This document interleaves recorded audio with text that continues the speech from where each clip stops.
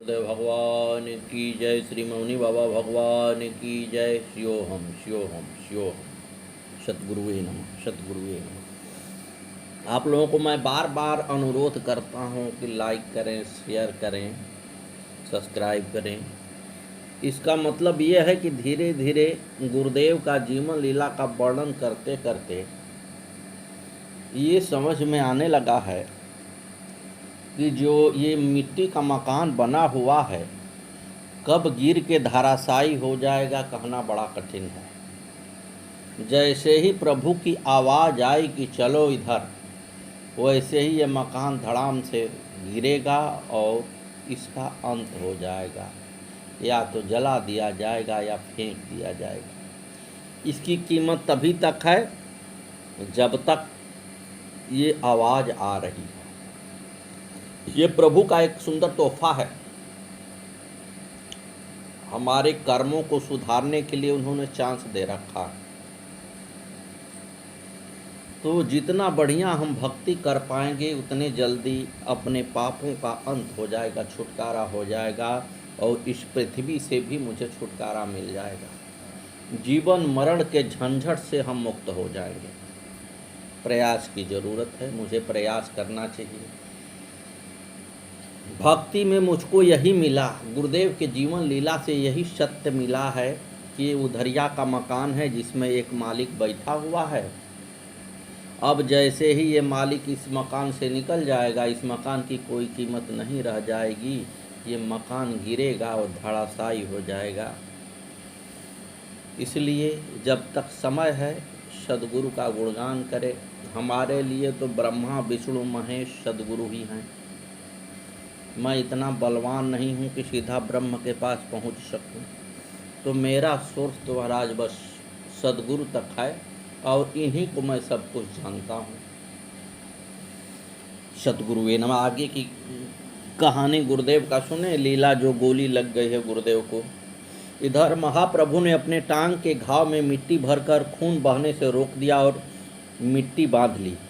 कोई पट्टी के बारे में पूछता तो ये कह देते कि लकड़ी लग गई, बात को टाल देते। लेकिन धीरे धीरे यह बात चर्चा में बदल गई और धीरे धीरे बात खुलने लगी, क्योंकि भक्तों का ज़्यादा आग्रह इस बात की जानकारी के लिए होने लगा कि किसी तीसरे आदमी ने जो उस समय उसी क्षेत्र में अपने खेत पर काम कर रहा था, उसने गोली की आवाज़ सुनकर खड़ा होकर इधर उधर देखा था। तो उसे शिकारी और मृगा दोनों को देखा था। लेकिन कुछ देर बाद उसने शिकारी को सुदेशपुर की तरफ खाली हथियार लेकर जाते देखा था और कुछ देर बाद बाबा जी को भी आते हुए देखा था, जिनकी टांग में पट्टी बंधी हुई थी, जो पहले नहीं थी। यह चर्चा शक के घेरे में रहते हुए उसी ने चालू की थी, जो कि एक दिन महाराज जी की चुप्पी लगाने से स्पष्ट हो गई। एक रोज़ ताजपुर में माननीय इंद्रपाल जी के यहाँ घर पर प्रभु बैठे हुए थे, तो मास्टर जी की सुपुत्री सुषमा देवी ने महाराज जी के सामने कहा कि महाराज जी, आपकी टांग में क्या लग गया है? तो प्रभु ने कहा, अरे लकड़ी लग गई थी। लेकिन जब उसने उस शिकारी की बात शुरू की तब आप भी शांत हो गए। परंतु यह बात धीरे धीरे चलती रही और भक्तों में इसकी जानकारी के लिए एक जिज्ञासा दौड़ गई। इधर उस शिकारी ने भी उस दिन से चुप्पी साध रखी थी। उसने पहले कभी इनका खुलासा करने के लिए मुख नहीं खोला, क्योंकि महाराज जी ने उससे जो यह कह दिया था कि यदि किसी को बता दिया तो फिर हमें दोष मत देना। यह बात उसे याद थी और हमेशा डरता रहता था। एक दिन वह शिकारी प्रभु के दर्शन करने आया। सौदेला पर उसने गुरुदेव से हाथ जोड़कर निवेदन किया कि गुरुजी, मैंने तो किसी को कोई बात नहीं बताई, परंतु क्षेत्र में इस बात की चर्चा हो रही है। मेरे पास जानकारी के लिए लोग आते हैं तो मैं चुप लगा जाता हूँ। तब गुरुदेव ने कहा, तू डर मत, होने दे चर्चा। लोग हमसे पूछते हैं तो हम कह देते हैं लकड़ी लग गई है। किसी और ने देख लिया होगा, उसी ने यह चर्चा शुरू की होगी। शिकारी यह सुनकर खुश होता हुआ चला गया। मगर धीरे धीरे एक दिन यह बात सबके सामने खुलकर आ गई कि महाराज जी को हिरण के रूप में शिकारी ने गोली मारी थी। स्वामी जी अपने भक्तों को खूब हंसाते थे। एक दिन की बात है, सर्दी का महीना था, खूब सर्दी पड़ रही थी। बाबूलाल ने घर से रजाई लाकर महाराज जी के ऊपर डाल दी। आपने रजाई फेंक दी और उसके बाद वह स्थान छोड़ दिया। सद्गुरुदेव भगवान की जय। इसके बाद आप ताजपुर में इंद्रपाल के यहाँ कुटी में रहने लगे। मास्टर जी की माता जी बड़ी दयालु एवं भक्त थी। माता जी महाराज जी की बहुत सेवा करती थी और उनकी आवश्यकता का विशेष ध्यान रखती थी। एक रोज़ आपने कथा हवन करके खीर पूड़ी सब्जी का प्रसाद बनाया और एक कटोरेदान में खीर पूड़ी सब्जी रायता सभी सामान मास्टर इंद्रपाल के पिताजी के द्वारा महाराज जी के लिए भेज दिया।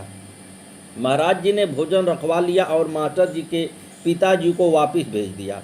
जब मास्टर जी के पिता घर में आए तो देखा आपकी घर पर श्यामा नाम की गाय थी जो बड़े प्रेम से चप चप करके कुछ खा रही थी। जब आपने देखा तो वह वही भोजन था जिसको वे स्वामी जी के पास रख कर आए थे। यह सब प्रभु की करिश्माई खेल थे कि भोजन लेकर आने वाले के लौटने से पहले ही भोजन गौ माता के सामने आ गया और गौ माता खा रही हैं। एक दिन मास्टर इंद्रपाल ने किसी बात पर अपने छोटे बेटे की पिटाई कर दी। बच्चे ने अहंकार बस कमरे में रखी कलीली चिचड़ी मारने वाली दवा की पूरी शीशी पी ली और अंदर का दरवाज़ा बंद करके लेट गया। किसी को कुछ पता नहीं था। उनकी माताजी ने काफ़ी आवाज़ लगाई मगर बच्चा नहीं बोला। तब तो माँ घबरा गई और मास्टर जी को बुलाया। मास्टर जी ने भी कई आवाज़ लगाई मगर अंदर से कोई हरकत न हुई। देखकर मास्टर जी दरवाजे के कब्जे उखाड़कर दरवाज़ा खोला और जैसे ही अंदर गए वहाँ का भयानक दृश्य देखकर घबरा गए। बच्चे के मुंह से झाग निकल रहे थे और बच्चा बेहोश मरणासन अवस्था में पड़ा था।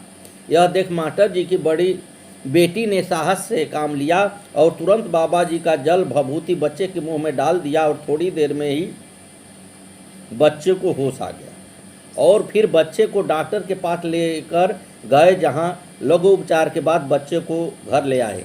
सद्गुरुदेव भगवान की जय।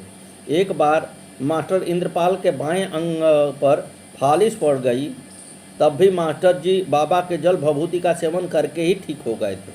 मास्टर जी ने अपनी बेटी सुषमा को शादी दिल्ली में कर दी थी। वहां जाकर सुषमा को परेशानी होने लगी जो कभी पहले नहीं हुई थी। वहाँ सुषमा झाड़ू लगाते समय या खाना बनाते समय या स्नान करते समय या खाना खाते समय बेहोश हो जाती थी। ससुराल में सास ननद उससे कई कटु शब्द बोलने लगी जिन्हें सुनकर सुषमा बड़ी आहत होती। अपने मायके आने पर वह अपने माता पिता के साथ बाबा के दर्शन करने गई और उनसे अपनी परेशानी बाबा जी को बताई। तब प्रभु ने दया करके अपने लिए आए प्रसाद में से प्रसाद का टुकड़ा सुषमा को खिला दिया और उसी समय से आज तक सुषमा बिल्कुल स्वस्थ है और अपनी ससुराल में अपने परिवार के साथ बड़े प्रेम से दाम्पत्य जीवन यापन कर रही है। सद्गुरुदेव भगवान नमो नमः। एक बार गैयनपुर में रहने के समय किसी ने सांड के पेट में बल्लम मार दिया था जिसे मारने वाला निकाल न सका क्योंकि वह बल्लम काफ़ी गहराई में चला गया था। सांड कई दिन तक तड़पता रहा और अंत में मर ही गया। तभी से महाराज जी ने गैयनपुर का स्थान छोड़ दिया था। सद्गुरुदेव भगवान की जय। इसी प्रकार महाराज जी चंडौस क्षेत्र के गांव-गांव में भ्रमण कर जन कल्याण कर रहे थे। इसी क्षेत्र में अपने मौन व्रत भी धारण किया। यह व्रत आपका काफ़ी समय तक चलता रहा। आपने मौन व्रत में बड़े ही कठोर नियमों का पालन किया था। जैसा कि एक बार आपने बतलाया था कि मौन व्रत केवल न बोलने से ही पूरा नहीं हो जाता। मौन व्रत में आप किसी इच्छा को लेकर इशारा नहीं कर सकते, न हाथ हिलाकर किसी को बुला सकते हो, न ही किसी वस्तु विशेष के लिए उंगली उठा सकते हैं, संकेत ही दे सकते हैं। गर्दन हिलाकर किसी बात की स्वीकृति व अस्वीकृति का इशारा दे सकते हैं, न ही किसी बात का लिखकर विवरण दे सकते, न आप भिक्षा के लिए अलग जगा सकते। इस सभी बातों का विशेष रूप से पालन करते हुए मौन व्रत धारण करना चाहिए। आपने यह सारी बात बतलाया। मौन व्रत रखने की शिक्षा ही नहीं दी बल्कि आपने इन सभी नियमों का पालन करते हुए कठोर मौन व्रत रखकर पूरा उदाहरण भी पेश किया और तभी से महाराज जी को क्षेत्र की जनता मौनी बाबा कहकर संबोधन करने लगी और आप मौनी बाबा के नाम से सारी दुनिया में विख्यात हो गए। आपने अपने जीवन काल में जो नियम एक बार धारण कर लिया उसको कभी टूटने नहीं दिया। जो नियम बना लिया वह नियम जीवन पर्यंत कायम रखा। आपने भिक्षा के अलावा कभी किसी के एक गिलास पानी तक का सवाल नहीं किया। आपने जब से भिक्षा करना छोड़ दिया था उसके बाद से आपने कभी किसी से भोजन भी नहीं मांगा। जब किसी भक्त के घर जाते तो बैठ जाते थे। यदि भक्त ने घर भोजन परोस दे दिया तो खा लिया, अन्यथा भूखे ही उठकर चले जाते थे, मांगते नहीं थे। यदि प्यास लगी तो स्वयं गिलास लेकर उठकर पानी पी लिया, मगर कभी किसी ने पानी मांग नहीं सकते थे। सद्गुरुदेव भगवान की जय। रुपए पैसे धन दौलत तो उनके जीवन में मानो विष के समान था। अपने अपने पूरे जीवन काल में पैसे को छुआ तक नहीं। कभी रास्ते में आपको यदि रुपए पैसे पड़े मिल गए तो उसको पैर से मिट्टी करके दबा दिया करते थे और गांव में जाकर बच्चों को बता दिया करते कि अमुक स्थान पर मिट्टी में पैसे दबे हुए हैं, जाकर ले लो और दुकान से लेकर कुछ खा लेना। बच्चे जाते और पैसा पाकर खुशी खुशी दुकान में मनपसंद वस्तु लेकर खाते और खुशी मनाते। महाराज जी सुबह को नित्य अपने स्थान से उठकर किसी भी गांव के लिए चलते और एक गांव से दूसरे गांव फिर तीसरे चौथे गांव में भ्रमण करते करते काफ़ी दूर निकल जाया करते थे। इसके साथ ही गांव में यह चर्चा भी फैल गई कि मौनी बाबा रुपए पैसे नहीं छूते और कभी किसी से कुछ नहीं मांगते हैं, बहुत ही त्यागी संत हैं। एक दिन की बात है कि आप भ्रमण में चल रहे थे कि एक सज्जन ने महाराज जी की परीक्षा करने के उद्देश्य से 100 रुपये का नोट जो बिल्कुल नया था मौनी बाबा के रास्ते में डालकर दूसरे खेत में छिपकर बैठ गए और देखने लगे कि मौनी बाबा नोट लेते हैं या नहीं। महाराज जी जब चलते हुए नोट के पास आए तो उन्होंने देखा 100 रुपये का नोट पड़ा है। आपने उसके ऊपर पैर से मिट्टी कर दी और आगे बढ़ गए। थोड़ी ही दूर चलने पर एक सज्जन मिल गए और आपने उनको वह नोट बता दिया और उनसे शीघ्र पहुंचकर नोट ले लिया। तब तक वह नोट डालने वाला भी आ गया। उसने कहा, भाई यह नोट तो बाबा की परीक्षा के लिए मैंने डाला था। मैंने देखा काफ़ी दूरी पर बाबा इसी रास्ते से आ रहे हैं तो मैंने 100 रुपये का नोट रास्ते में डाल दिया और उस खेत में छिपकर बैठ गया और देखने लगा कि बाबा नोट उठाते हैं या नहीं। मगर बाबा नोट के ऊपर मिट्टी करके निकल गए और जाकर तुम्हें बता दिया। यह वास्तव में सत्य है कि मौनी बाबा रुपए पैसा नहीं छूते। ये तो वास्तव में त्यागी संत हैं। सद्गुरुदेव भगवान की जय। श्री मौनी बाबा भगवान नमो नमः। आगे की कथा कल।